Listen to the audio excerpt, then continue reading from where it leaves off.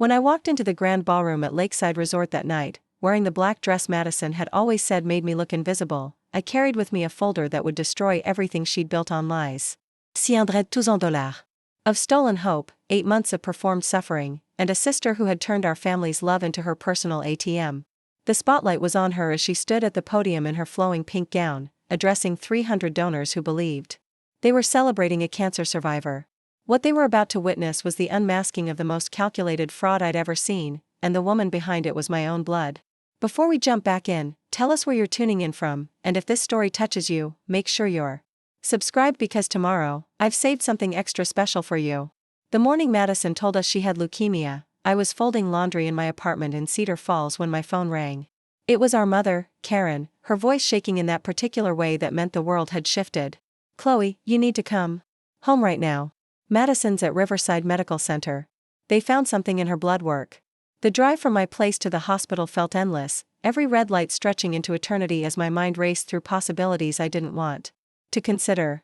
Madison was only 26, 3 years younger than me, the golden child who'd always landed on her feet no matter what chaos she created. I found our family huddled in the waiting room, Dad pacing by the windows while Mom clutched tissues that were already damp from crying. Madison sat in the center chair, pale and fragile in a way I'd never seen before, her usual vibrant energy replaced by something that looked like genuine fear. When she saw me, she reached out and grabbed my hand, squeezing it tight. Chloe, I'm so scared, she whispered, and for a moment, every childhood grudge I'd held against her melted away. This was my little sister, the one who used to crawl into my bed during thunderstorms, and she was sick. Dr. Stevens, the oncologist, had explained the diagnosis with careful precision. Acute lymphoblastic leukemia, caught early but aggressive.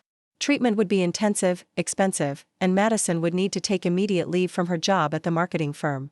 The numbers she threw around were staggering: chemotherapy cycles, experimental treatments, potential bone marrow transplants. Even with insurance, the family would be looking at hundreds of thousands in medical bills.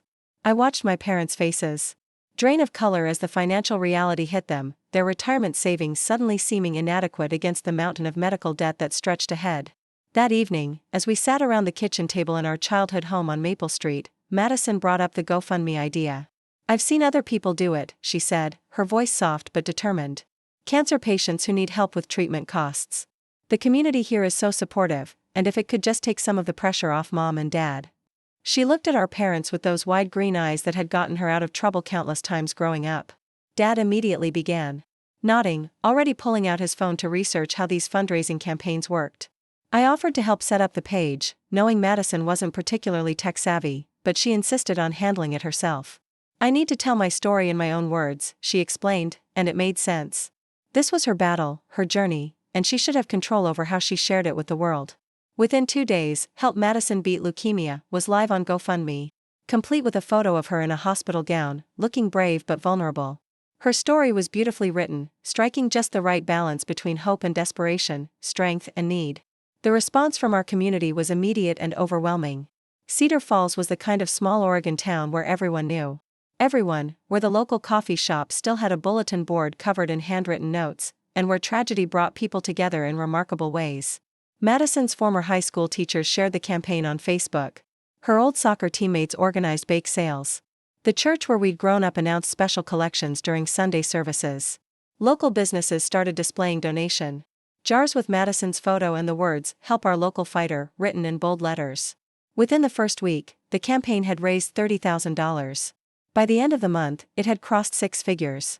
I watched the numbers climb with a mixture of awe and relief, grateful that our community was rallying around my sister during the scariest time of her life. Madison seemed genuinely touched by the outpouring of support, often crying as she read the messages of encouragement that accompanied each donation. I can't believe how many people care, she would say, scrolling through comments from classmates she hadn't spoken to in years, from neighbors who barely knew her, from complete strangers who simply wanted to help. The treatment schedule Madison described was intense. 3 days a week at the Pacific Northwest Cancer Institute, a facility about an hour drive north of Cedar Falls. She would leave early in the morning and return exhausted in the evening, usually going straight to bed without much conversation. Mom had offered to drive her to appointments, but Madison insisted on maintaining her independence. I need to feel like I still have some control over my life, she explained, and we respected that. Cancer was already taking so much from her, we wouldn't take away her autonomy too. As the weeks passed, Madison's appearance began to change in ways that broke our hearts. Her thick auburn hair started thinning, then falling out in clumps. She began wearing scarves and eventually invested in a beautiful wig that looked remarkably natural but never quite felt like the Madison we knew. The weight loss was gradual but noticeable, her clothes hanging looser, her face becoming more angular. The vibrant energy that had always defined her seemed to drain away, replaced by a quiet determination that was both inspiring and heartbreaking to witness. The GoFundMe campaign continued to grow, drawing attention beyond our immediate community. Madison's story was featured in the local newspaper, which led to shares on social media platforms that reached people across the state. A Portland radio station interviewed her by phone, and her brave, articulate responses to questions about her journey brought in donations from listeners who were moved by her strength. By month 3, the campaign had raised over $200,000, an amount that seemed impossible for a small town to generate. Madison began talking about starting a foundation once she recovered, a way to help other young adults facing cancer diagnoses. "This experience has shown me how much need there is," she would say during family dinners, her voice gaining strength when she talked about helping others. "So many people don't have communities like ours. They're fighting alone, drowning in medical debt with no support system." The idea resonated with everyone who heard it, and several community leaders approached Madison about partnering with local businesses to make her foundation a reality. By month 4, when the campaign crossed $300,000, Madison announced that she wanted to organize a charity gala to thank the community and raise additional funds for her proposed foundation. The idea seemed ambitious for someone undergoing intensive cancer treatment, but Madison insisted she had the energy for it. "Planning this gives me something positive to focus on," she explained to our concerned parents. "I need a project that makes me feel useful, like I'm contributing something instead of just taking." The Grand Ballroom at Lakeside Resort was booked for a Saturday evening in December, with tickets priced at $200 per person and corporate sponsorship opportunities available for local businesses. I threw myself into helping with the gala planning, grateful to have a concrete way to support my sister beyond just watching her suffer. We spent hours on the phone with vendors, coordinating catering menus and floral arrangements, designing invitations and organizing silent auction donations. Madison seemed to have an endless supply of energy for the project, often calling me late at night with new ideas or concerns about details. Her enthusiasm was infectious, and I found myself genuinely excited about the event, proud of my sister for turning her personal tragedy into something that could help others. The local media embraced the story of Madison's gala, with coverage that extended far beyond Cedar Falls. A Portland television station sent a reporter to interview Madison at our childhood home, filming her in the garden where she used to play as a child. She spoke eloquently about her journey, her voice strong despite the obvious physical toll of her treatments. "Cancer tried to take everything from me," she said, looking directly into the camera, "but instead, it showed me how much love exists in this world. This gala is my way of saying thank you and making sure that love reaches other people who need it." As the gala approached, the GoFundMe campaign reached $500,000, a number that seemed surreal for a single person's medical expenses. Madison had been documenting her treatment journey with carefully curated social media posts, sharing photos from the cancer center, updates on her progress, and grateful messages to donors. Her online presence had attracted followers from around the country, people who were inspired by her positive attitude and determination to help others even while fighting for her own life. The night before the gala, Madison called me around midnight, her voice different than I'd heard it in months. There was an energy there that reminded me of the sister I'd grown up with, the one who used to stay up all night planning elaborate pranks or scheming about ways to convince our parents to let us get a dog. "Chloe, I can't sleep," she said. "I keep thinking about tomorrow night, about seeing everyone who supported me in one room. It feels like a dream." I told her I was proud of her, that what she'd accomplished was incredible, and that tomorrow would be perfect. I had no idea that in less than 24 hours, everything I believed about my sister would shatter into pieces I'd never be able to put back together. The morning of the gala, I woke up with a strange feeling in my chest, something between excitement and anxiety that I couldn't quite identify. Madison had asked me to arrive early to help with final preparations, so I drove to Lakeside Resort while the sun was still low in the sky, casting long shadows across the parking lot. The venue was already bustling with activity, florists arranging centerpieces, caterers setting up stations, and audiovisual technicians testing microphones and projection screens. Madison was in her element, moving through the controlled chaos. With a clipboard and a smile, greeting vendors by name and checking items off her detailed timeline. She looked beautiful that morning, wearing a simple black dress that flattered her slender frame, her wig styled in loose waves that caught the light streaming through the ballroom's tall windows.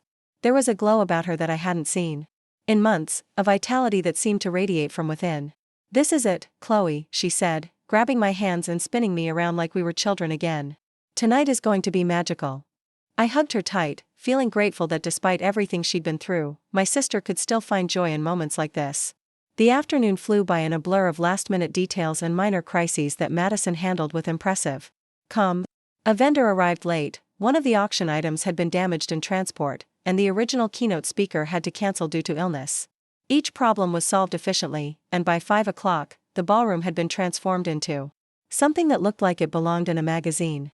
Round tables covered in crisp white linens surrounded a dance floor, while auction items were displayed along the walls under soft spotlighting. A large screen at the front of the room would show Madison's journey through photos and videos she'd collected over the past 8 months. As guests began arriving around 6:30, I watched Madison greet each person with genuine warmth and gratitude. She hugged elderly neighbors who had donated their Social Security checks, thanked business owners who had sponsored tables, and posed for photos with former classmates who had driven hours to attend. Preparing and narrating this story took us a lot of time, so if you are enjoying it, subscribe to our channel, it means a lot to us. Now back to the story. The room filled with the kind of energy that only comes from a community united around a common cause, and I felt overwhelmed by the generosity and love surrounding my sister. The evening's program began with a welcome speech from Madison, who took the podium with confidence despite everything she'd been through. She spoke about gratitude and community, about the power of hope in dark times, and about her vision for helping other young adults facing cancer diagnoses. The room was completely silent as she shared some of the more difficult moments from her journey, her voice occasionally cracking with emotion but never losing its strength. When she finished, the standing ovation lasted for several minutes.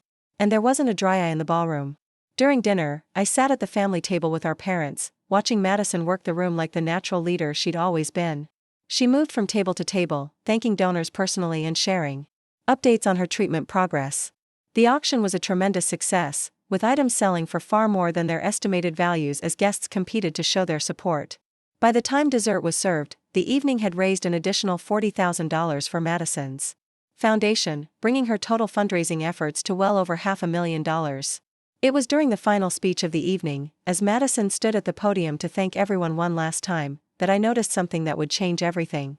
She was holding a glass of champagne, which seemed odd for someone undergoing intensive chemotherapy, but what really caught my attention was how she held it. There was no tremor in her hand, no sign of the nausea or weakness that had plagued her for months. Her color was good, better than good actually, and when she laughed at something someone called out from the audience, the sound was full and rich and completely healthy. As the evening wound down and guests began to leave, I helped Madison gather up auction sheets and leftover promotional materials. She was practically glowing with success, talking excitedly about plans for the foundation and ideas for future fundraising events. "We could do this annually," she said, her eyes bright with possibilities. "Make it a tradition that brings the whole community together." I nodded and smiled, but something was nagging at me, a feeling I couldn't shake that something about. The entire evening felt wrong in a way I couldn't identify. It wasn't until I was driving home, replaying the evening's events in my mind, that the pieces began to fall into place. Madison's energy, her stamina, the way she'd handled 8 hours of intense social interaction without showing any signs of fatigue. I thought about the past few months, about all the times she'd canceled plans because she was too tired from treatment, about how she'd barely been able to stay awake through family dinners. Tonight, she'd been the most vibrant person in a room of 300 people, and that didn't match anything I knew about cancer treatment. The doubt that crept into my mind that night felt like betrayal, like I was being disloyal to my sister when she needed my support most. But once it was there, I couldn't ignore it. Something about Madison's cancer journey wasn't adding up, and as much as I wanted to push those thoughts away, I knew I needed to find out the truth.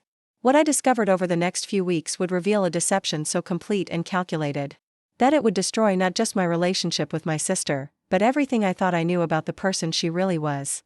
The sleepless night after the gala stretched into dawn as my mind refused to quiet the growing whispers of doubt. I made coffee at 5 in the morning and sat by my kitchen window, watching Cedar Falls wake up around me while I tried to rationalize away the unease that had settled in my chest. Madison had always been dramatic, always the center of attention, but faking cancer seemed beyond even her capacity for manipulation. Yet the image of her at the podium, radiant and energetic after supposedly undergoing months of brutal treatment, wouldn't leave my mind. I decided to start with something simple, something that would either confirm my sister was legitimately sick or put my suspicions to rest. The Pacific Northwest Cancer Institute was only an hour away, and I'd driven past it countless times without really noticing it. Now I found myself studying their website, memorizing the layout of their facility, learning about their treatment protocols and visiting hours. Their patient portal mentioned that family members could be added to accounts with proper authorization. Something Madison had never offered despite our parents asking multiple times to accompany her to appointments. Tuesday morning, I called the institute's main number, my heart hammering as I waited for someone to answer.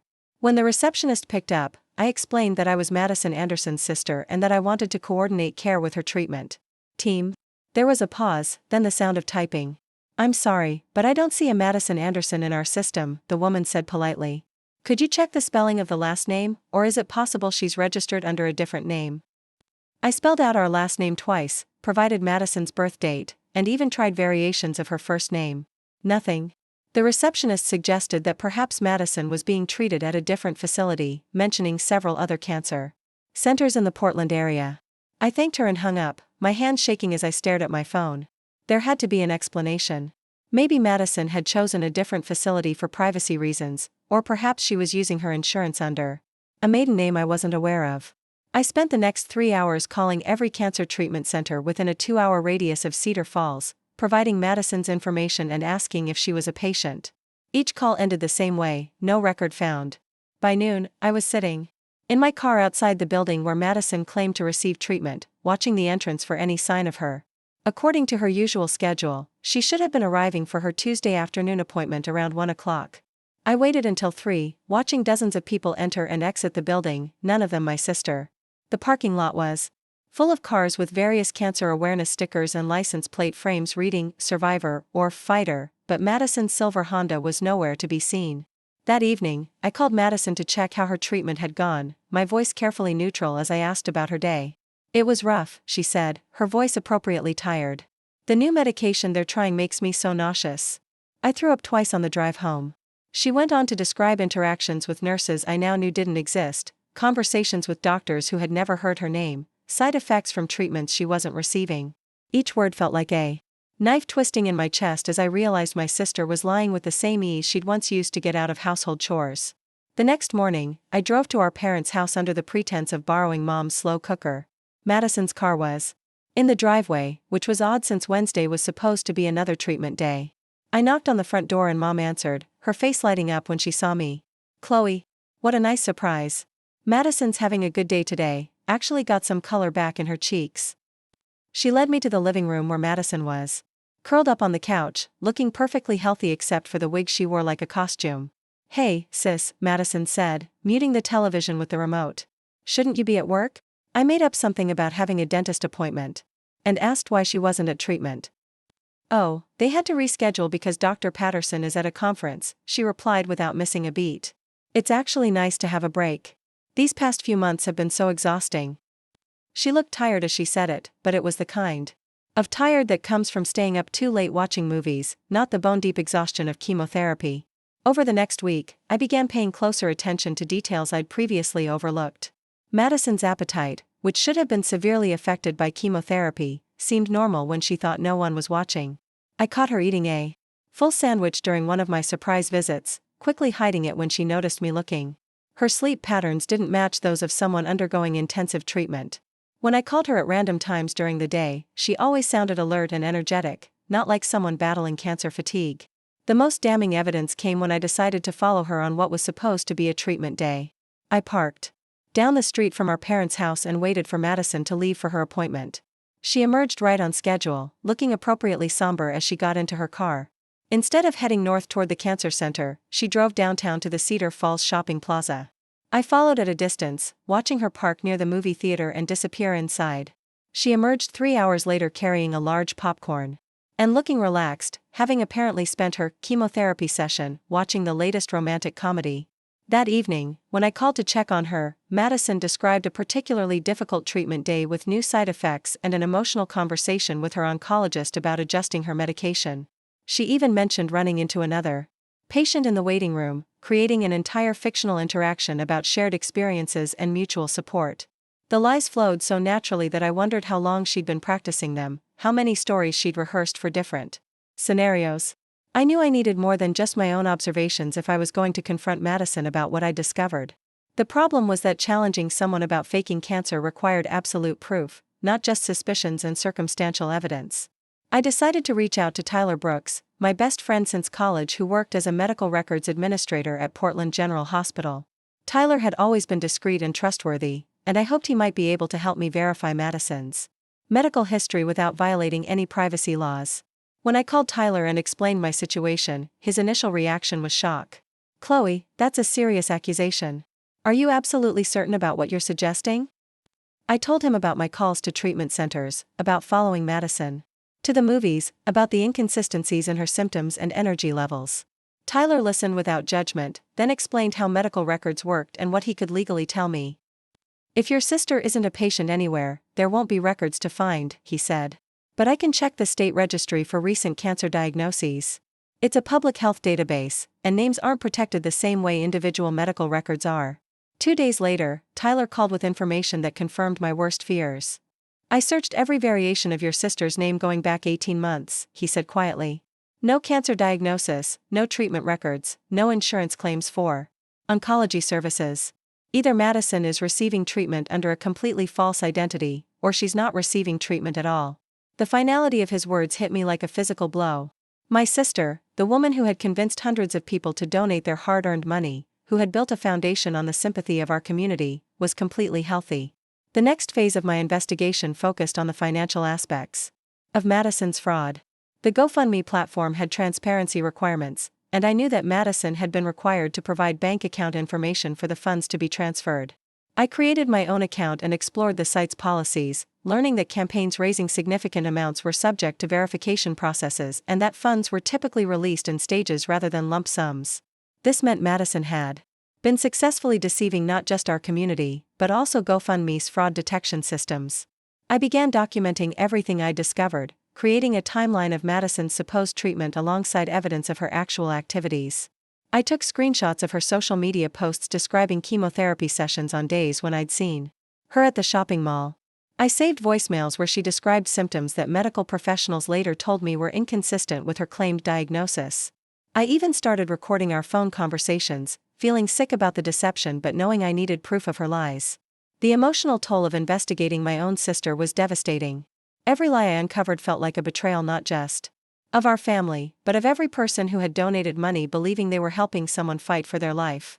I thought about Mrs. Patterson from our old neighborhood, who had given $50 from her Social Security check.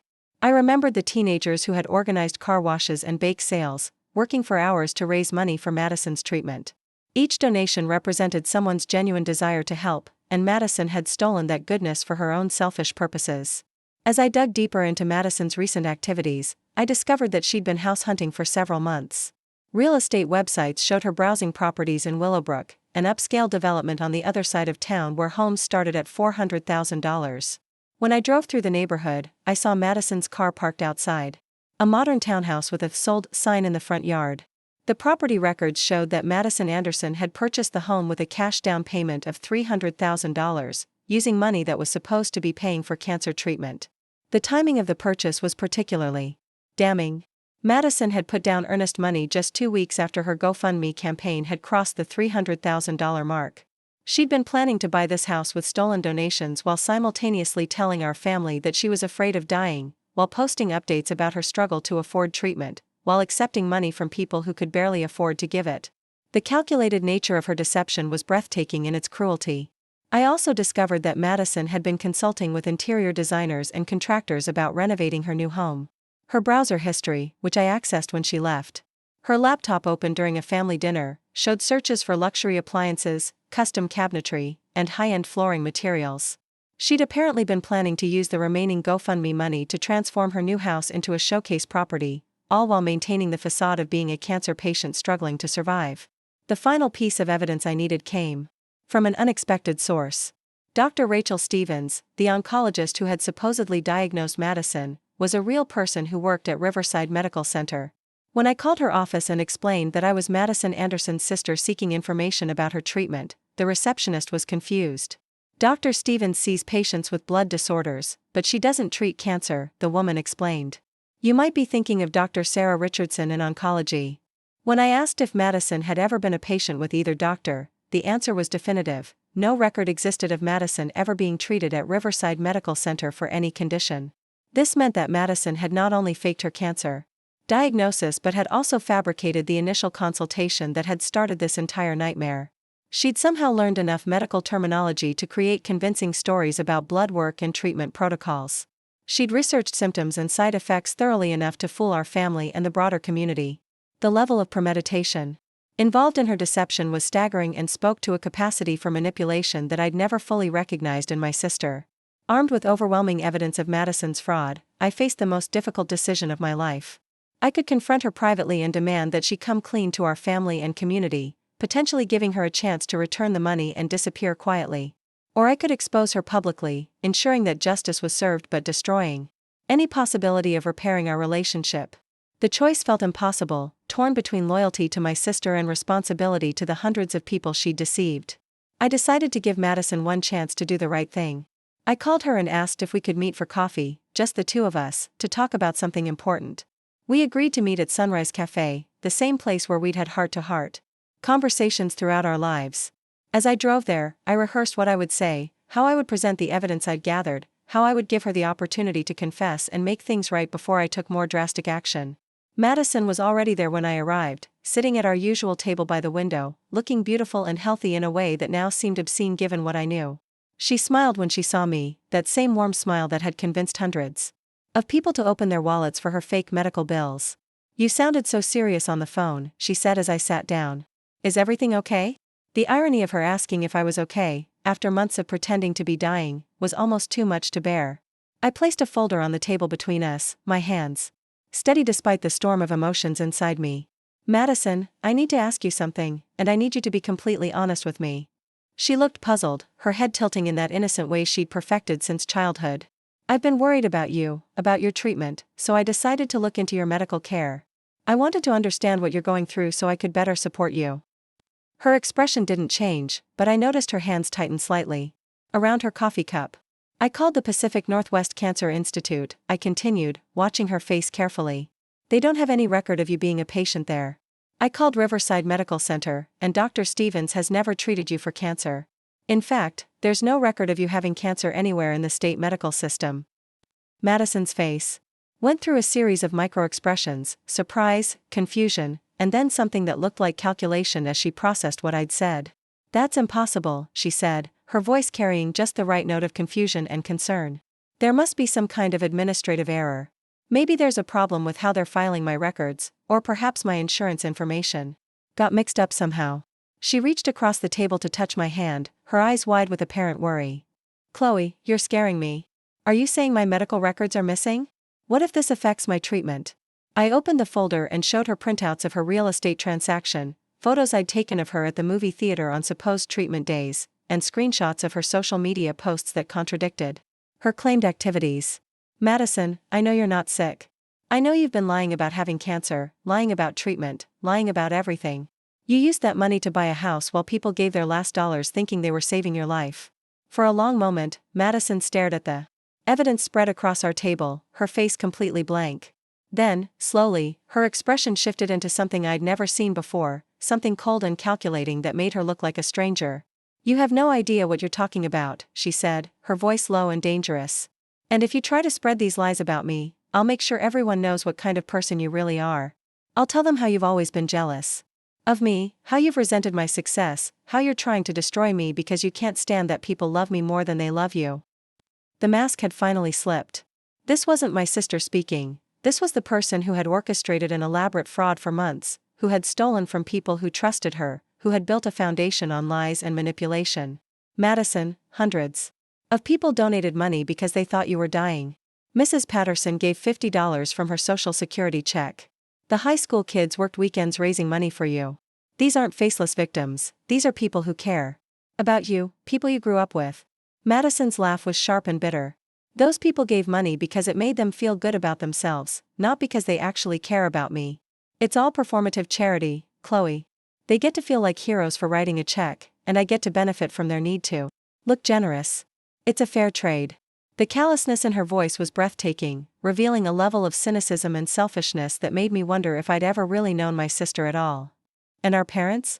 I asked, my voice barely above a whisper. "Mom and Dad have been terrified of losing you. They've been planning their entire retirement around your medical expenses. Dad took on extra work shifts to help with your treatment costs. How can you do this to them?" Madison shrugged, an actual shrug, as if our parents' emotional suffering was merely an inconvenience. "They'll get over it. People are more resilient than you think."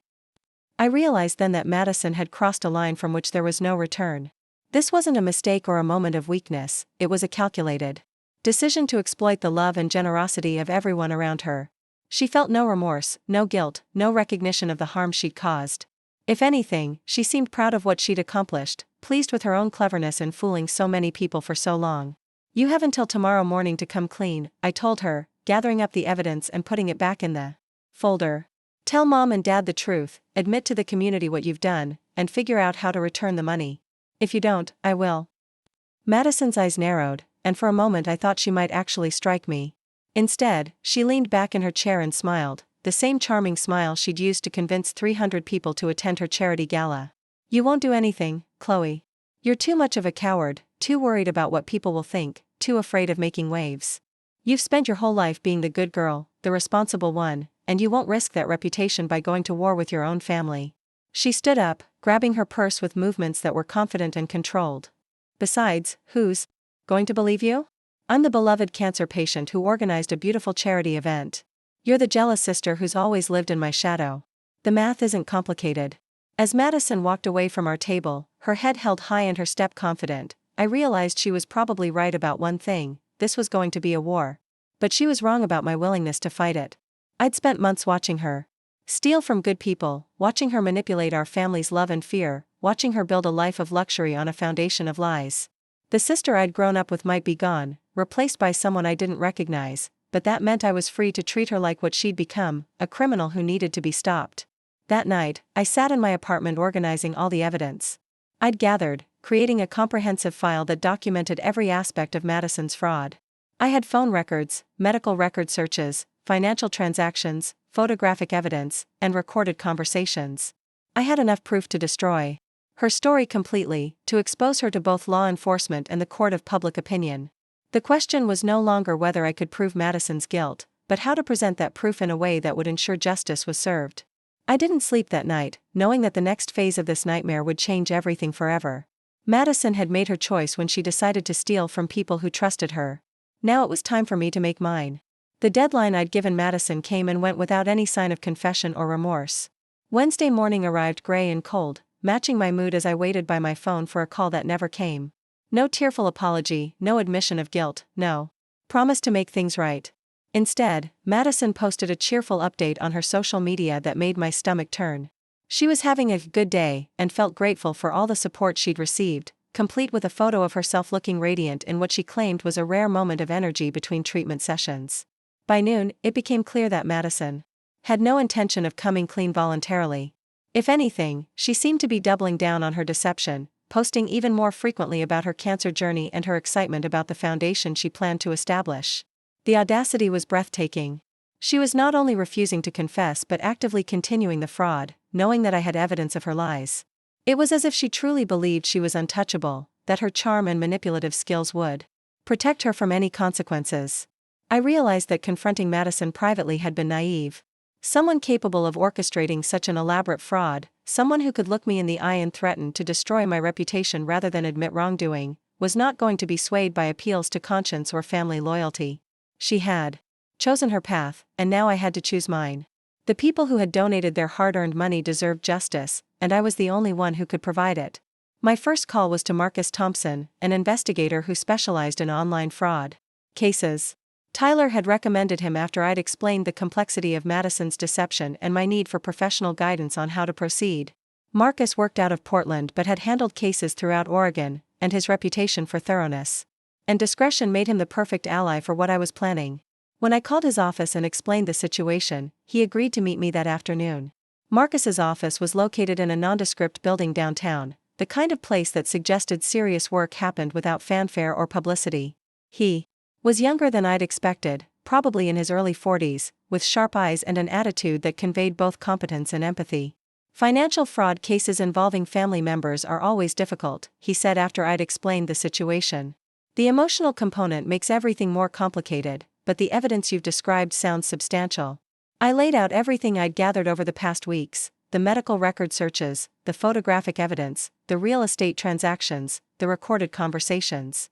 Marcus examined each piece carefully, occasionally asking clarifying questions or making notes on his tablet. His expression grew more serious as he realized the scope of Madison's deception and the amount of money involved. "This isn't just garden variety fraud," he said finally. "Your sister has committed wire fraud, mail fraud, and potentially money laundering. We're talking about federal crimes." The legal implications were sobering but also reassuring. Madison's actions weren't just morally wrong, they were serious crimes that carried significant penalties. Marcus explained that GoFundMe fraud cases were becoming more common as the platform's popularity grew, and law enforcement agencies were developing specialized units to handle such investigations. "The challenge," he said, "is that these cases require cooperation from multiple agencies, and the process can be slow. Meanwhile, your sister continues to benefit from the money she's stolen." Marcus suggested we approach the situation strategically rather than simply turning over evidence to law enforcement and hoping for the best. "Public exposure can be more effective than criminal prosecution in cases like this," he explained. "The court of public opinion moves faster than the legal system, and the social consequences can be more immediate and devastating than anything a judge might impose." He asked about Madison's upcoming foundation launch and whether there were any public events where she might be vulnerable to exposure. When I mentioned the charity gala Madison had organized, Marcus's interest was immediately piqued. "That's perfect," he said, leaning forward in his chair. "A public event where she's presenting herself as a cancer survivor, surrounded by the people she's defrauded, with media coverage and documentation. If you can expose her lies in that setting, with irrefutable evidence, it would be impossible for her to recover her reputation or continue the fraud." The idea was both thrilling and terrifying, but I knew he was right. We spent the next 2 hours planning what Marcus called Operation Truth Bomb. The strategy was simple in concept but required careful execution. I would attend the gala as planned, but instead of playing the supportive sister role Madison expected, I would present evidence of her fraud to the assembled guests. The key was timing and presentation. Too early, and Madison might find a way to deflect or escape. Too late, and people might start leaving before they heard the truth. Marcus explained that I needed to gather additional evidence that would be compelling to a room full of people who wanted to believe in Madison's story. "Remember, these donors have an emotional investment in your sister's narrative," he said. "They've given money, time, and energy to support her. They're going to resist information that makes them feel foolish or exploited. Your evidence needs to be so overwhelming that denial becomes impossible." Over the next few days, I worked with Marcus to strengthen my case and prepare for the confrontation.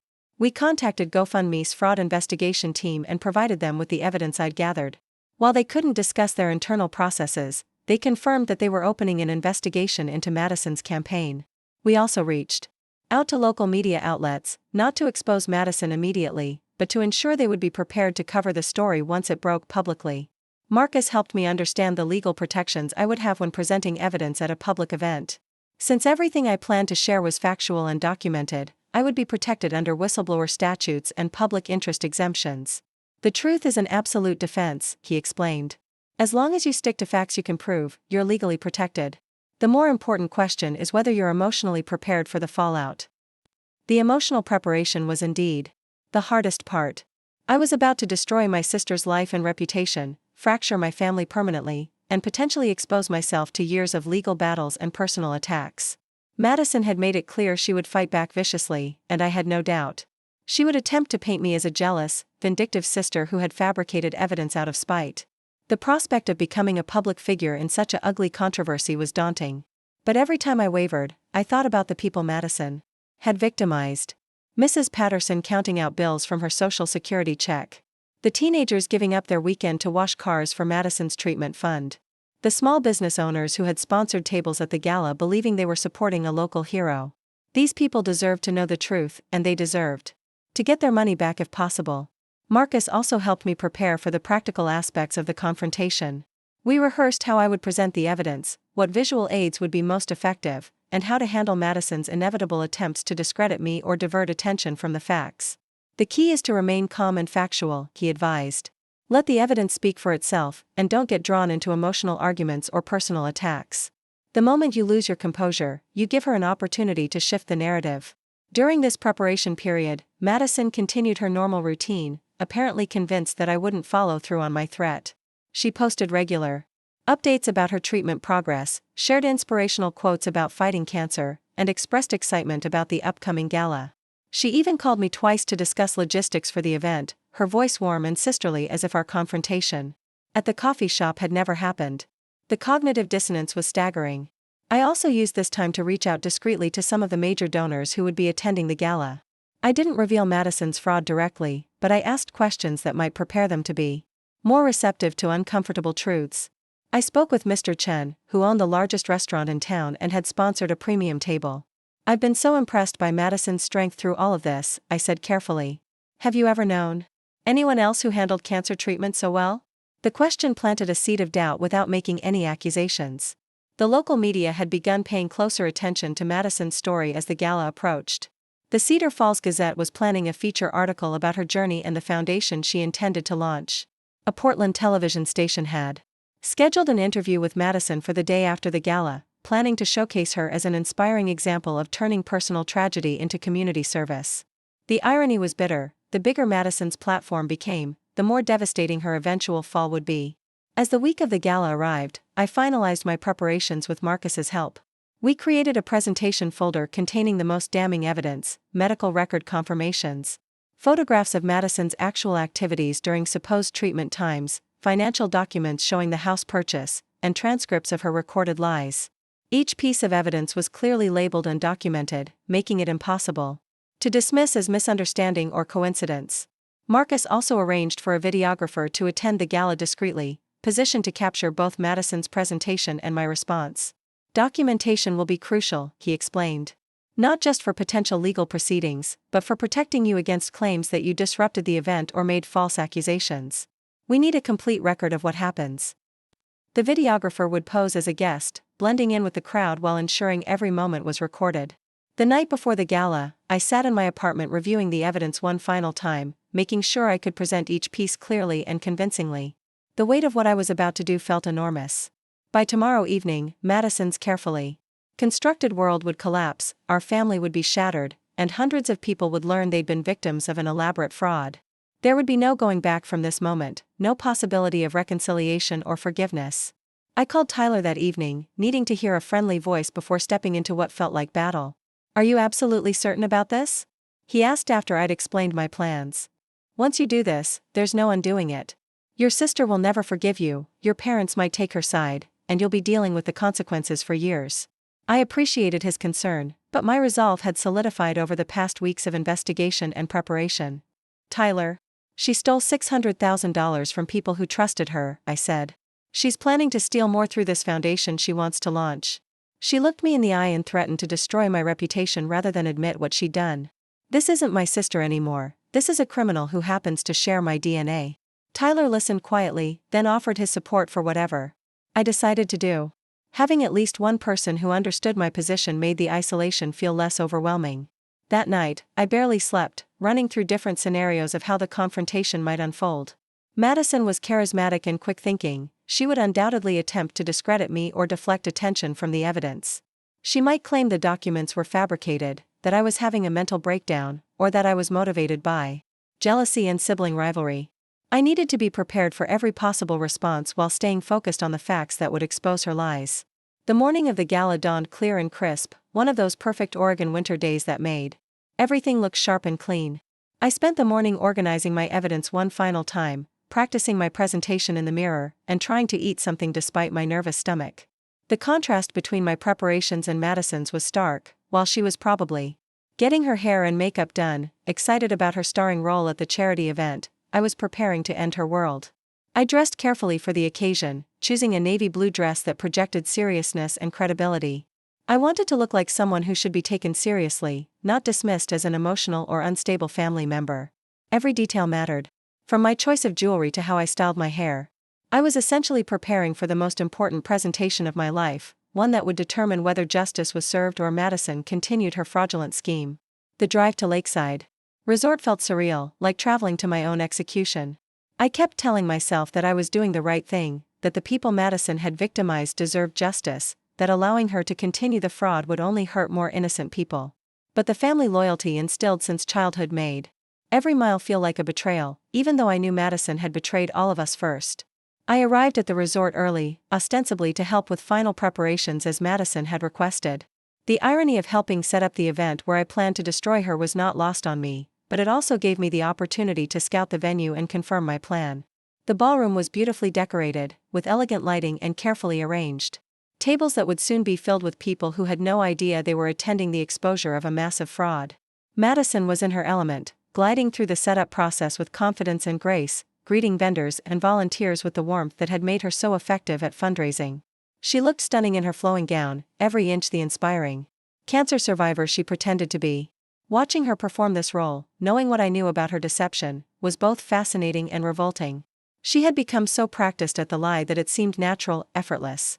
"Chloe, you look beautiful," Madison said when she spotted me, pulling me into a hug that felt like embracing a snake. "Thank you so much for being here tonight. Having your support means everything to me." The manipulation was so smooth, so automatic, that I wondered if she even remembered our confrontation at the coffee shop. Perhaps in her mind, my threats had been dismissed as easily as everything else that didn't fit her preferred narrative. As guests began arriving for the cocktail hour, I positioned myself strategically where I could observe Madison's interactions while staying close enough to the podium area to execute my plan when the time came. The energy in the room was festive and warm, filled with people who genuinely believed they were celebrating a young woman's triumph over adversity. The cognitive dissonance of knowing the truth while surrounded by sincere goodwill was almost unbearable.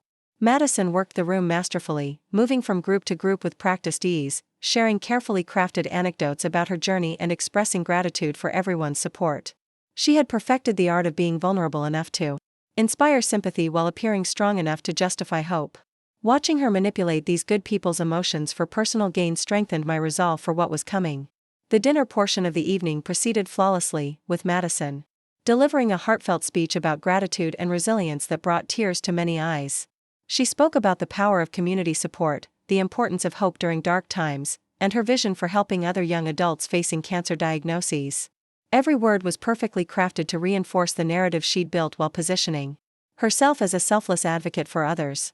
The standing ovation she received was thunderous and genuine, making what I was about to do feel even more devastating. As the evening moved toward its climax with the presentation about Madison's foundation, I felt my heart rate accelerate. The moment I'd been preparing for was approaching, and there would be no opportunity for hesitation or second thoughts. In a few minutes, I would either successfully expose one of the most calculated frauds I'd ever encountered, or I would destroy my own credibility in a spectacular public failure. The weight of that uncertainty was crushing, but the certainty of Madison's guilt gave me the strength to continue. The final phase of my preparation involved positioning myself near the front of the ballroom where I could easily access the microphone and address the crowd. Madison was scheduled to give her closing remarks about the foundation launch, followed by a final thank you to all the donors and supporters. That would be my moment, when everyone was focused on her and the room was completely quiet. There would be no backing down after that point, no possibility of changing my mind or finding a different solution. As Madison took the podium for her final speech, radiant in the spotlight and basking in the adoration of 300 deceived supporters, I clutched the folder containing evidence of her crimes and prepared to destroy everything she had built on lies. The time for mercy, for family loyalty, for hoping she might do the right thing, had passed. Justice demanded truth, and I was the only one who could provide it.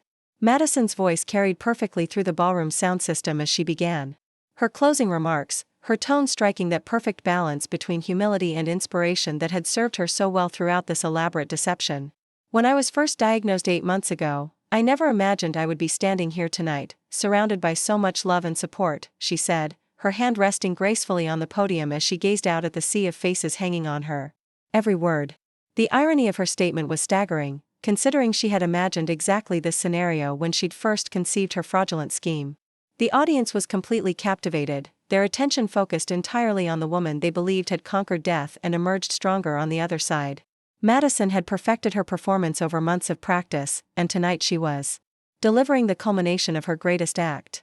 She spoke about the darkest moments of her supposed journey, the times when she'd questioned whether she had the strength to continue fighting, and how the community's support had given her the will to persevere.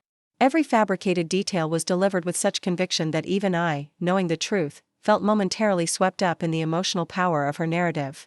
The foundation we're launching tonight isn't just about helping other young adults facing cancer, Madison continued, her voice growing stronger as she built toward her crescendo. It's about proving that when a community comes together with love and determination, there's no challenge we can't overcome, no mountain we can't move, no battle we can't win. The audience erupted in spontaneous applause, and I could see tears glistening on faces throughout the room. These people genuinely believed they were witnessing something beautiful and transformative, unaware that they were actually watching the performance of a master manipulator. As Madison paused to acknowledge the applause, I felt my muscles tense in preparation for what was coming. The folder containing evidence of her fraud felt heavy in my hands, weighted with the responsibility of destroying the illusion she had so carefully constructed. Every piece of documentation inside represented hours of investigation, phone calls to medical facilities, conversations with professionals who had helped me understand the scope of her deception. The moment to use that evidence was rapidly approaching, and my heart hammered against my ribcage as adrenaline flooded my system. Madison raised her hand to quiet the applause, her smile radiant as she prepared to deliver what she undoubtedly expected to be her triumphant conclusion. I know that many of you have questions about what comes next, about how we ensure that the Hope and Healing Foundation achieves its mission of supporting young cancer patients across Oregon and beyond. Tonight, I'm excited to announce that we've already received preliminary approval for nonprofit status, and we're prepared to begin accepting applications from patients who need our help. The magnitude of her ambition was breathtaking. She wasn't content with the $600,000 she'd already stolen, she was positioning herself to steal from an entirely new pool of victims through this fake foundation. The technical crew had prepared a video presentation to accompany Madison's speech, featuring testimonials from supposed patients she'd met during her treatment, statistics about young adult cancer rates, and artistic montages of her supposed journey from diagnosis to recovery. As the lights dimmed and the video began playing on the large screens positioned around the ballroom, I realized this was my perfect opportunity. The audience's attention would be divided between Madison and the video, giving me a few crucial seconds to position myself before making my move. I rose from my seat as quietly as possible, clutching the evidence folder against my chest as I made my way toward the front of the ballroom. Several people glanced at me curiously, probably assuming I was heading to the restroom or stepping outside for air. Madison was so focused on her presentation that she didn't notice my movement, her attention split between the video playing behind her and the rapt faces of her audience. The videographer Marcus had arranged was discreetly positioned near the back of the room, his camera ready to capture everything that was about to unfold. As the video concluded and the lights began to brighten, Madison stepped back to the microphone for her final remarks. In closing, I want to say that this journey has taught me that love truly is the most powerful force in the universe. Your love, your support, your generosity has not only saved my life but has given me the opportunity to save others. Thank you from the bottom of my heart for making tonight, and everything that comes after, possible. She paused for effect, her eyes sweeping across the audience in a gesture calculated to make each person feel personally acknowledged and appreciated. This was the moment. As Madison opened her mouth to deliver what she expected to be her final thank you, I stepped into the spotlight beside the podium and spoke clearly into the wireless microphone I'd retrieved from the technical station. I'm sorry to interrupt, but there's something everyone in this room needs to know about Madison's cancer journey. My voice carried through the sound system with startling clarity, cutting through the warm atmosphere like a knife through silk. The effect was immediate and dramatic. Hundreds of heads turned toward me in confusion and surprise, while Madison's face went through a rapid sequence of emotions: shock, panic, and then cold fury. "Chloe, what are you doing?" Madison hissed, her voice just loud enough for the front tables to hear but not projecting through the sound system. She reached for the microphone, but I had positioned myself strategically and maintained control of it. The audience was murmuring among themselves, clearly confused by this unexpected interruption but not yet alarmed. They probably assumed I was going to share some touching family anecdote or express additional gratitude on Madison's behalf. They had no idea they were about to witness the complete destruction of everything they thought they knew about the evening's honored guest. "Ladies and gentlemen, my name is Chloe Anderson, and Madison is my sister," I began, my voice steady despite the chaos of emotions coursing through me. "For the past 8 months, you've opened your hearts and wallets to support her cancer treatment. You've given money you could barely afford because you believed you were helping someone fight for her life. Tonight, I'm here to tell you that Madison has never had cancer. Not leukemia, not any form of cancer. She is completely healthy and has been throughout this entire supposed journey. The words hung in the air like a bomb that hadn't yet exploded. The audience still processing what they'd heard while Madison's face cycled through expressions of disbelief and rage. The initial reaction was exactly what I'd expected, stunned silence followed by a low murmur of confusion and denial. People turned to their tablemates with questioning looks, clearly hoping they had misheard or misunderstood my statement. Madison immediately stepped forward, her media training kicking in as she attempted damage control. "I'm so sorry, everyone. My sister has been under tremendous stress recently, and I think the emotional toll of my illness has affected her more than any of us realized. Chloe, honey, you're clearly not thinking straight. Why don't we step outside and talk about this privately?" Her response was perfectly calculated to plant seeds of doubt about my mental state while positioning herself as the concerned sister dealing with a family crisis. It was exactly the kind of manipulation I'd expected, which was why I'd come prepared with evidence that couldn't be dismissed as the ravings of an unstable sibling. Madison has never been a patient at the Pacific Northwest Cancer Institute, where she claims to receive treatment, I continued, pulling the first document from my folder. I have confirmation from their administration that no one by her name has ever been registered in their system. I held up the official letterhead from the Cancer Center, the document clearly visible to the front tables and projected onto the screens behind me thanks to Marcus's technical preparations. The murmur in the audience grew louder as people began to realize this wasn't a family squabble but a serious accusation backed by documentation. Madison's composure cracked slightly, her public speaking mask slipping to reveal genuine panic underneath. "That's impossible," she said, her voice carrying through the room. "There must be some administrative error. Medical records can be complicated, and sometimes there are privacy issues that prevent information from being shared. I also have confirmation from Riverside Medical Center that Dr. Stevens, the oncologist Madison claims diagnosed her, has never treated her for any condition," I continued, producing the second document. "In fact, Dr. Stevens doesn't even specialize in cancer treatment. She's a hematologist who deals with blood disorders, not oncology."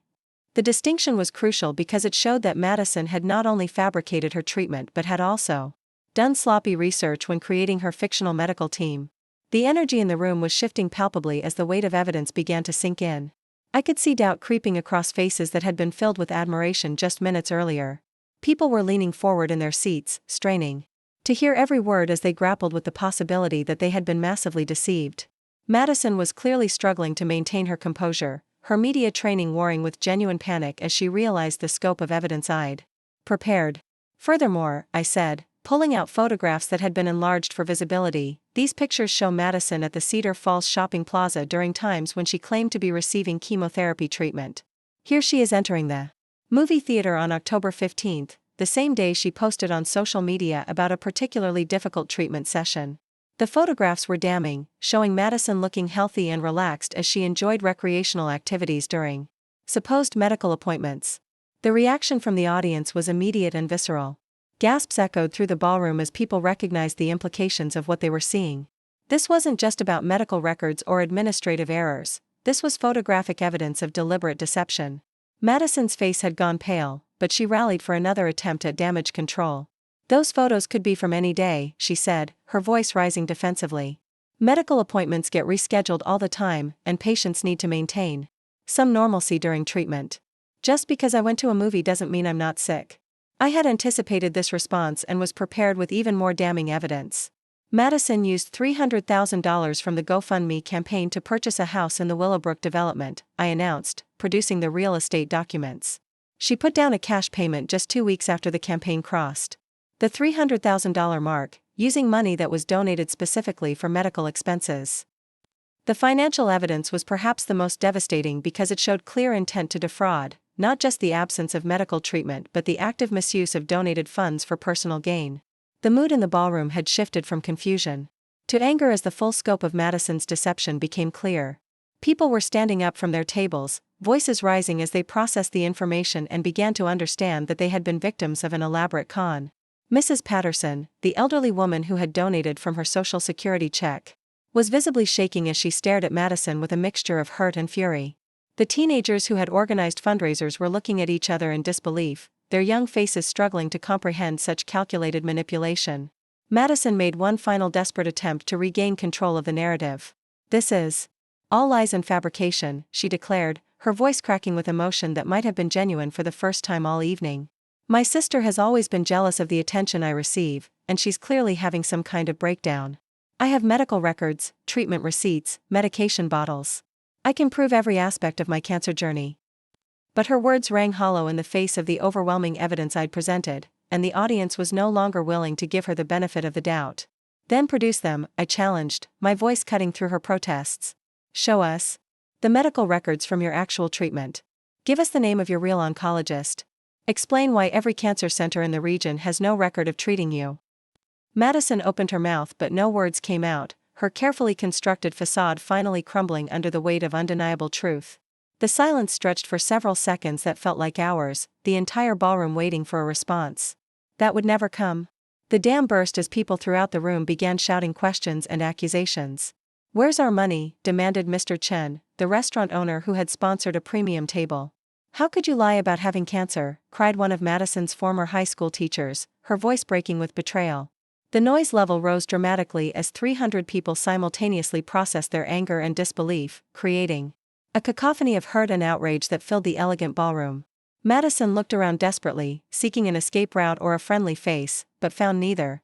The people who had adored her minutes earlier now stared at her with disgust and fury. Some were already pulling out their phones, presumably to contact credit card companies about reversing donations or to share news of the revelation on social media. The speed with which her world was collapsing was breathtaking, years of careful manipulation destroyed in a matter of minutes. "I need to leave," Madison said, her voice barely audible over the crowd noise as she stepped away from the podium. But several audience members had positioned themselves near the exits, clearly intending to prevent her from simply walking away from the chaos she'd created. The atmosphere in the room was becoming increasingly volatile as people demanded answers and accountability from the woman who had stolen their money and manipulated their emotions. Security personnel hired for the event were clearly overwhelmed and unsure how to handle the situation. This wasn't the kind of disruption they'd been prepared for, and they seemed reluctant to physically restrain someone who might still turn out to be a legitimate cancer patient despite the evidence presented.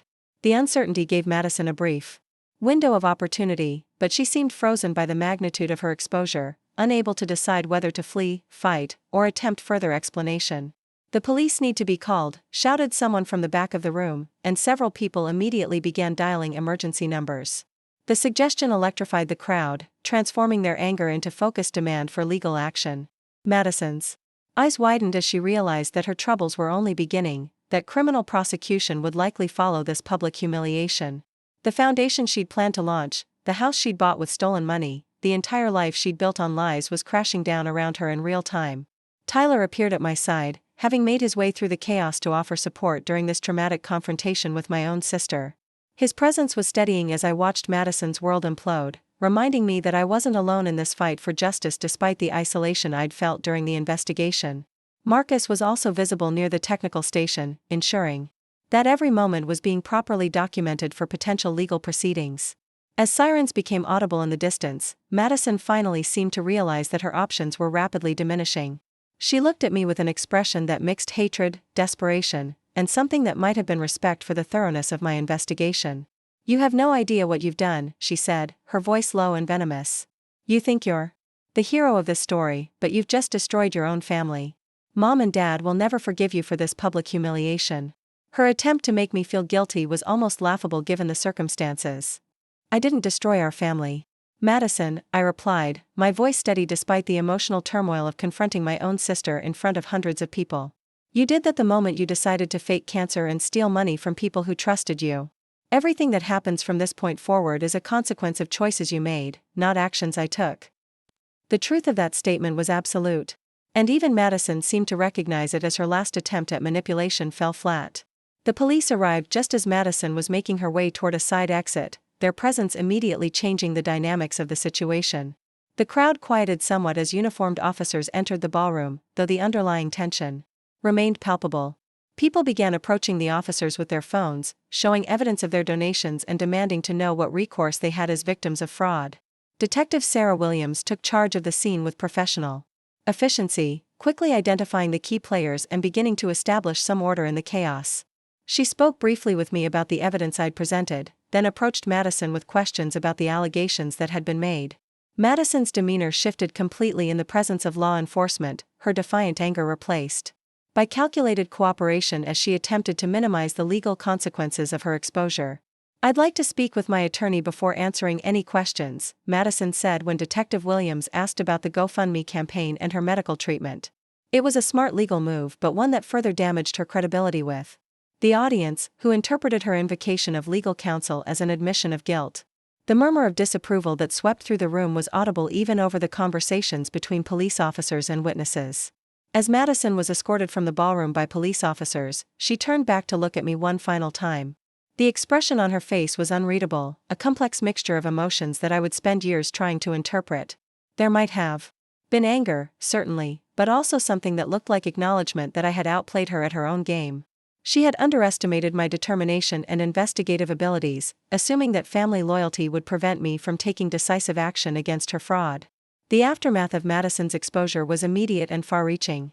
Within hours, news of the charity gala confrontation was spreading across social media platforms, with attendees sharing their shock and outrage at being deceived by someone they had trusted and supported. The story was picked up by local news outlets, then regional media, and eventually gained national attention as an example of charity fraud and the vulnerability of crowdfunding platforms to manipulation. GoFundMe's fraud investigation team contacted me within 24 hours, requesting copies of all the evidence I had gathered and beginning their own internal review of Madison's campaign. The platform froze the remaining funds in her account and initiated procedures to potentially refund donors, though the process would take weeks to complete. The speed of their response suggested that they took such fraud seriously and had systems in place to address it when discovered. The legal consequences for Madison were swift and severe. She was arrested 3 days after the gala and charged with multiple felonies including wire fraud, mail fraud, and money laundering. The federal charges carried potential prison sentences that could total decades, reflecting the serious nature of her crimes and the large amount of money involved. Her expensive attorney managed to get her released on bail, but the conditions included surrender of her passport and prohibition from accessing any remaining GoFundMe funds. The house Madison had purchased with stolen donation money became a focal point of asset recovery efforts. Federal prosecutors moved quickly to place a lien on the property, arguing that it represented proceeds from criminal activity that should be forfeited to compensate victims. The legal proceedings would be complex and lengthy, but the precedent existed for recovering assets purchased with fraudulently obtained funds. Our family was devastated by the revelation and its aftermath. Our parents initially refused to believe the evidence, clinging to Madison's claims of innocence and suggesting that I had fabricated the documentation out of jealousy or mental illness. The cognitive dissonance of accepting that their younger daughter was a criminal rather than a cancer survivor was too great for them to process immediately. It would take weeks of their own investigation and conversations with medical professionals before they began to accept the truth. The community reaction was equally intense but more uniformly negative toward Madison. People who had donated money, organized fundraisers, or simply shared her story felt personally betrayed by her deception. The local newspaper ran a series of articles exploring how such an elaborate fraud had succeeded for so long without detection, raising uncomfortable questions about due diligence and the verification of crowdfunding campaigns. Some of Madison's former supporters directed their anger toward me as well, arguing that I should have handled the situation privately rather than exposing the fraud in such a public and dramatic fashion. They suggested that family loyalty should have prevented me from humiliating Madison in front of the entire community, regardless of her crimes. These criticisms stung, but I remained convinced that public exposure was the only way to ensure that justice was served and that other potential victims were protected. The psychological impact of confronting my own sister in such a dramatic fashion was profound and lasting. Even knowing that I had done the right thing, the trauma of destroying Madison's life and fracturing our family created emotional scars that would take years to heal. Therapy became necessary to process the complex feelings of guilt, anger, betrayal, and grief that accompanied the entire experience. Madison's downfall served as a stark reminder of how persuasive and dangerous skilled manipulators could be, especially when they exploited fundamental human compassion and generosity. Her ability to maintain such an elaborate deception for months while interacting daily with family members who loved and trusted her demonstrated a level of psychological sophistication that was both impressive and terrifying. The case would be studied by fraud investigators and behavioral psychologists as an example of successful long-term deception and its eventual unraveling. 6 months after the charity gala confrontation that destroyed Madison's carefully constructed world, I stood in the federal courthouse in Portland watching my sister face the consequences of her elaborate fraud. The woman who had once commanded a ballroom full of admirers now sat at the defendant's table wearing a standard gray suit. her natural hair having grown back to an awkward length that served as a constant reminder of the wig she'd worn to enhance her cancer charade. The transformation was striking, not just physically but in her entire demeanor, which had shifted from confident manipulation to resigned acceptance of her fate. The federal prosecutor, Assistant United States Attorney Jennifer Martinez, had built an airtight case using the evidence I'd gathered along with additional discoveries made during the official investigation. Financial records showed that Madison had spent the donated money not just on the house purchase but also on luxury vacations, designer clothing, and expensive spa treatments, all while posting social media updates about her supposed struggle with cancer. The breadth of her deception was staggering, revealing a level of calculated cruelty that had shocked even experienced fraud investigators. Madison's defense attorney had attempted various strategies over the months leading up to this moment, including claims of mental illness, family dysfunction, and even suggestions that I had coerced her into the fraud as part of some elaborate sibling rivalry. Each attempt to shift blame or responsibility had failed spectacularly when confronted with the overwhelming evidence of her deliberate and sustained deception. The recorded conversations I'd captured during my investigation proved particularly damaging, showing Madison's cold calculation rather than any signs of mental distress or external pressure. The victim impact statements were perhaps the most difficult part of the proceedings to witness. Mrs. Patterson, the elderly woman who had donated from her Social Security check, spoke with trembling voice about the financial hardship her donation had created and the emotional devastation of learning she'd been deceived. "I skipped meals for 2 months so I could give that money," she said, her words carrying the weight of genuine sacrifice perverted by Madison's greed. "I thought I was helping a young woman fight for her life, but I was just funding her luxury lifestyle." The high school students who had organized fundraising events spoke collectively about feeling violated and manipulated, their youthful idealism shattered by Madison's betrayal. "We worked every weekend for 3 months washing cars and selling bake sale items," said Emma Rodriguez, who had been student body president during Madison's supposed cancer battle. "We believed we were saving someone's life, but we were just being used by someone who saw our kindness as weakness to exploit." Local business owners who had sponsored tables at the gala or donated auction items expressed not just financial loss but professional embarrassment at being associated with such an elaborate fraud. Mr. Chen, whose restaurant had been a major sponsor, described the damage to his reputation and the questions from customers about his judgment in supporting Madison's cause. The ripple effects of her deception extended far beyond the immediate financial theft, poisoning trust and goodwill throughout the Cedar Falls community. Judge Patricia Hammond presided over the sentencing with the gravity befitting such a serious case of fraud. She had clearly studied the evidence thoroughly and understood the scope of Madison's deception as well as its impact on the victims. "Ms. Anderson, your crimes represent a particularly egregious breach of trust that exploits the fundamental human desire to help those in need," Judge Hammond said as she prepared to announce the sentence. "You didn't just steal money, you stole hope, compassion, and community spirit from people who offered them freely in their purest forms."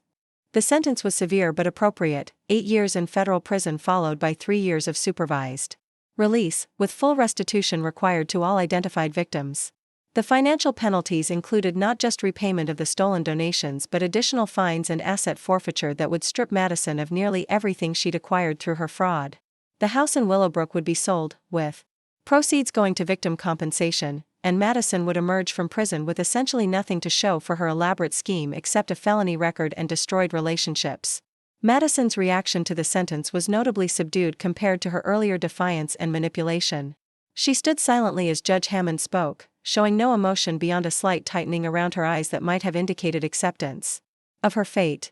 When given the opportunity to address the court before sentencing, she had declined, perhaps recognizing that any words would ring hollow given the calculated nature of her deception. Her silence spoke volumes about the depth of her crimes and the impossibility of genuine remorse for such deliberate and sustained manipulation. Our parents sat in the gallery during the sentencing, their faces showing the strain of months spent grappling with the reality of Madison's crimes. Dad had aged visibly since the charity gala confrontation, his hair turning completely gray and his usual confident posture replaced by a defeated slump that spoke to the devastation of learning that his younger daughter was a sophisticated criminal rather than a cancer survivor. Mom had undergone her own transformation, moving from fierce defense of Madison to reluctant acceptance of her guilt, a journey that had required professional counseling to navigate. The relationship between our parents and myself had been severely strained in the immediate aftermath of Madison's exposure. They had initially blamed me for the family's destruction, arguing that I should have handled the situation privately rather than exposing Madison in such a public and humiliating manner. The cognitive dissonance of accepting that their beloved younger daughter was a criminal while their older daughter was the whistleblower who had exposed her crimes created a psychological conflict that took months to resolve. Family therapy sessions had been brutal but necessary, providing a structured environment for us to process the complex emotions surrounding Madison's fraud and my decision to expose it.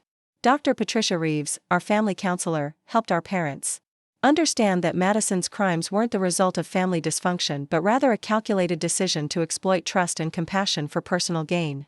The sessions also helped me work through the guilt and isolation that came with being the family member who had destroyed our previous dynamics, even though doing so had been necessary for justice. The community's recovery from Madison's betrayal was equally complex and ongoing. Cedar Falls was a small town where trust had been a fundamental social currency, and Madison's elaborate deception had poisoned that trust in ways that extended far beyond her immediate victims. People became more skeptical of charity appeals, more cautious about supporting crowdfunding campaigns, and more suspicious of heartwarming stories that seemed too perfect or convenient. The innocence that had made Madison's fraud possible had been permanently lost.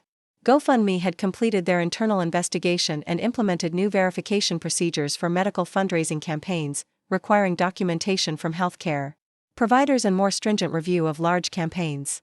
The platform also reached out to other major donors from Madison's campaign to discuss their experiences and gather feedback about improving fraud detection. While they couldn't prevent all deception, the measures represented a genuine attempt to address the vulnerabilities that Madison had exploited so successfully. The refund process for Madison's donors had been completed within 4 months of her arrest, with GoFundMe covering the full amount when asset recovery proved insufficient to compensate all victims immediately. This gesture helped restore some faith in the platform and provided tangible relief to people who had given money they could ill afford to lose. However, the emotional damage from being deceived couldn't be addressed through financial restitution, and many donors expressed lasting trauma from the experience of having their compassion exploited so callously. Media coverage of Madison's case had extended far beyond local news outlets, becoming a national story about crowdfunding fraud and the vulnerability of charitable giving in the digital age. True crime podcasts dissected her methodology, psychology. Experts analyzed her manipulation techniques, and legal commentators discussed the precedent her case set for prosecuting similar fraud. The attention was uncomfortable but served an important purpose in educating potential donors about red flags and verification strategies. Academic researchers had reached out to study Madison's case as an example of successful long-term deception and its eventual exposure. Dr. Amanda Foster from Oregon State University's Psychology Department was particularly interested in the family dynamics that had allowed such elaborate fraud to persist undetected for months. Her research focused on how skilled manipulators exploit familial trust and the psychological barriers that prevent family members from recognizing deception by loved ones. The personal cost of exposing Madison's fraud continued to reverberate through my life long after her sentencing. While I had no regrets about my decision to seek justice for her victims, the trauma of investigating and confronting my own sister had created lasting psychological scars that required ongoing therapy to address. The isolation of being the family whistleblower, even when vindicated by subsequent legal proceedings, was profound and continuing. Professional consequences had also emerged from my association with such a high-profile fraud case. While some people admired my courage in exposing Madison's crimes, others viewed me with suspicion or discomfort, wondering what kind of person could investigate and destroy their own sister so thoroughly. The complexity of public perception meant that some opportunities were lost while others opened, creating a mixed legacy that would likely follow me for years. Tyler Brooks remained a steadfast friend throughout the entire ordeal, providing emotional support and practical assistance during the most difficult phases of the investigation and its aftermath. His loyalty and understanding helped counteract the isolation that came with being associated with such a notorious case, reminding me that not all relationships were built on the kind of manipulation and deception that Madison had perfected. His friendship became a lifeline during the darkest moments of family conflict and public scrutiny. Marcus Thompson, the investigator who had helped me prepare for the charity Gala confrontation, had used Madison's case to refine his fraud detection methodologies and expand his practice to include more crowdfunding investigations. He often cited our collaboration as an example of how private citizens could effectively gather evidence of financial crimes when law enforcement resources were limited. His expertise had been crucial to the success of exposing Madison's fraud, and his continued friendship provided validation that my methods had been both legal and ethical. The broader impact of Madison's case on charitable giving and community trust was still being measured years later. Nonprofit organizations in Cedar Falls reported increased scrutiny from potential donors, who now asked more detailed questions about financial oversight and program verification. While this skepticism sometimes hindered legitimate fundraising efforts, it also provided better protection against future fraud attempts, creating a more informed and cautious donor community. Educational initiatives had emerged from the case, with local schools incorporating lessons about charity fraud and critical thinking into their curricula. Students learned to evaluate crowdfunding campaigns critically, research medical claims independently, and understand the importance of verification before donating money or time to charitable causes. These lessons were difficult but necessary, representing society's adaptation to new forms of deception enabled by digital platforms and social media. The house Madison had purchased with stolen donation money was eventually sold through federal asset forfeiture proceedings, with the proceeds distributed among her victims according to a court-approved formula. Seeing the "for sale" sign in front of the Willowbrook property where Madison had planned to live luxuriously on other people's sacrifices provided a sense of poetic justice, though it couldn't fully repair the damage her crimes had caused to individual lives and community trust. Legal experts considered Madison's case a landmark in crowdfunding fraud prosecution, establishing precedents for federal involvement in platform-based financial crimes and asset recovery procedures.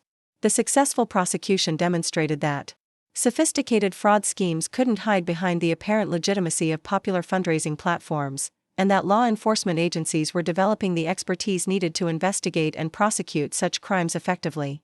Madison's time in federal prison was largely unreported, with family contact minimal and media attention focused on other cases.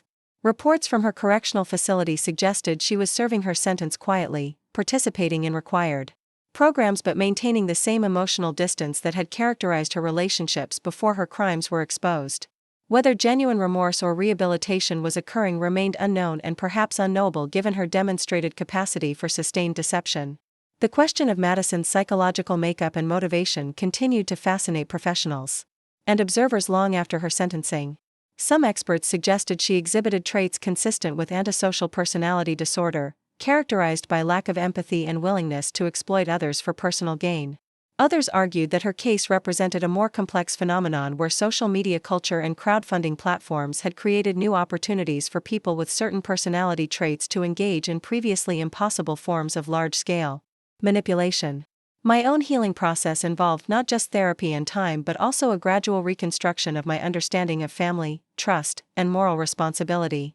The sister I had grown up with seemed to have been largely a fiction, replaced by someone whose capacity for calculated deception had been far beyond anything I could have imagined. Accepting this reality required grieving not just the loss of a relationship but the loss of my previous understanding of human nature and family bonds. Victim support groups had formed in the aftermath of Madison's exposure, bringing together people who had been deceived by her fraud as well as victims of similar crimes in other communities. These groups provided emotional support and practical advice for dealing with the aftermath of being manipulated by skilled fraudsters. The shared experience of having basic trust violated created strong bonds among participants and helped reduce the isolation that often follows such victimization. The anniversary of the charity gala confrontation had become an annual reminder of how quickly lives could change when truth collided with deception. Each year brought some measure of healing but also renewed awareness of the permanent changes that Madison's crimes had created in our family and community. The date served as a marker of both justice achieved and innocence lost, a complex legacy that would persist long after the immediate legal consequences had been resolved. Reflections on the entire experience often returned to questions about whether Madison's fraud could have been prevented through earlier intervention or different family dynamics. However, expert analysis consistently concluded that sophisticated fraudsters like Madison were skilled at compartmentalizing their deception and maintaining normal relationships even while engaging in elaborate criminal schemes. The warning signs that seemed obvious in retrospect had been carefully managed and minimized through her manipulation skills. The financial recovery for Madison's victims was ultimately more successful than initially expected, with asset forfeiture and restitution orders returning approximately 80% of the stolen donations within 2 years of her sentencing. While complete recovery was impossible due to money Madison had spent on consumable goods and services, the substantial recovery provided meaningful relief to people who had sacrificed to support what they believed was a worthy cause. Community healing initiatives in Cedar Falls had focused on rebuilding trust and social cohesion in the wake of Madison's betrayal. Local organizations worked to create new frameworks for charitable giving that balanced appropriate skepticism with continued willingness to help those in genuine need. These efforts represented an attempt to preserve the community spirit that had made Madison's fraud possible while protecting against future exploitation of that same generosity. The story of Madison's fraud and exposure had become a cautionary tale told in ethics classes, fraud prevention seminars, and community education programs across the country. While the specifics were unique to our family and community, the broader themes of deception, manipulation, and the importance of verification resonated with audiences who recognized similar vulnerabilities in their own lives and communities. Years later, as I continued to process the complex legacy of exposing my sister's crimes, the fundamental question remained whether justice had been truly served. Madison had faced legal consequences and financial penalties, victims had received substantial restitution, and safeguards had been implemented to prevent similar fraud. However, the deeper damage to trust, relationships, and community bonds proved more difficult to quantify or repair. The experience had taught me that moral courage sometimes required destroying the very relationships and structures that gave life meaning, that doing the right thing could exact a price that lasted far longer than any immediate satisfaction from seeing justice served. Madison's fraud had ended, her victims had been compensated, and the community had learned valuable lessons about verification and skepticism. But the cost of achieving these outcomes continued to reverberate through every aspect of my life. A reminder that some victories came with permanent scars.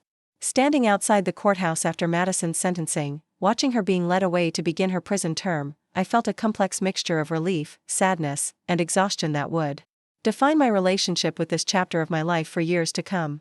Justice had been served, but at a price that included the destruction of family bonds and the loss of previous certainties about trust and human nature. The sister who had once crawled into my bed during thunderstorms was gone, replaced by someone whose capacity for deception had exceeded my worst fears and whose crimes would forever change how I understood the people closest to me. The final chapter of Madison's story was still being written in a federal prison cell, while the ongoing chapters of recovery and healing for her victims continued in Cedar Falls and beyond. The fraud had ended, but its legacy would persist in changed hearts, modified trust, and hard-won wisdom about the capacity for both human goodness and human evil that existed within families, communities, and individuals who seemed to embody the best of both. Up next, you've got two more standout stories right on your screen. If this one hit the mark, you won't want to pass these up. Just click and check them out.